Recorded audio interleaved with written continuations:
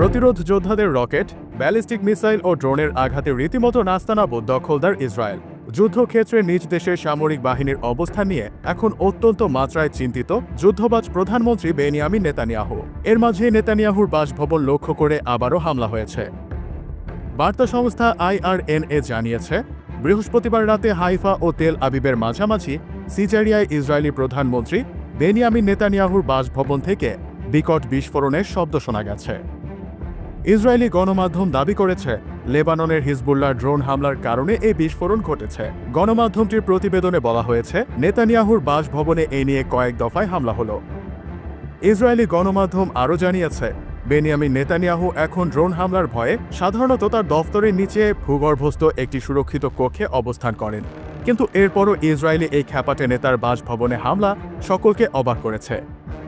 এর আগে গত মাসে নেতানিয়াহুর বাসভবনে ড্রোনের আঘাতের কথা আনুষ্ঠানিকভাবে স্বীকার করে তেল আবিব। এক বিবৃতিতে বলা হয়, সিজারিয়াতে প্রধানমন্ত্রীর বাসভবনের শয়নকক্ষে একটি ড্রোন আঘাত এনেছে। প্রধানমন্ত্রী ও তার স্ত্রী সেখানে ছিলেন না। এই ঘটনায় কোনো হতাহতের ঘটনা ঘটেনি। লেবাননের ইসলামী প্রতিরোধ আন্দোলন হিজবুল্লাহ ওই হামলার দায় স্বীকার করে বিবৃতি দিয়েছিল। এদিকে গাজার পাশাপাশি লেবাননে প্রাণঘাতী হামলা অব্যাহত রেখেছে ইসরায়েল সামরিক বাহিনী।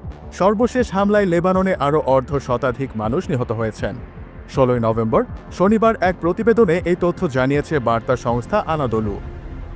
বার্তা সংস্থাটির প্রতিবেদনে বলা হয়েছে, গত একদিনে লেবাননে ইসরায়েলি হামলায় আরও অন্তত 59 জন নিহত হয়েছেন। এতে করে গত বছরের অক্টোবর থেকে এ পর্যন্ত মোট মৃতের সংখ্যা বেড়ে 3445 জনে পৌঁছেছে বলে লেবাননের স্বাস্থ্য মন্ত্রণালয় শুক্রবার জানিয়েছে। মূলত গত বছরের অক্টোবরে ফিলিস্তিনে অবরুদ্ধ গাজা ভূখণ্ডে ইসরায়েলি আগ্রাসন শুরু হওয়ার পর থেকেই লেবাননের সশস্ত্র গোষ্ঠী হিজবুল্লাহর সঙ্গে সংঘাত চলছে ইসরায়েলের। তবে গত সেপ্টেম্বর মাস থেকে হিজবুল্লাহর সঙ্গে ইসরায়েলের পূর্ণমাত্রা যুদ্ধ শুরু হয়। এরপর থেকে নেতানিয়াহুর নিঃশ্বাস নেওয়া কঠিন করে তুলেছে হিজবুল্লাহ। যারই ধারাবাহিকতায় ফের নেতানিয়াহুর ঘরে আক্রমণ চালালো হিজবুল্লাহ।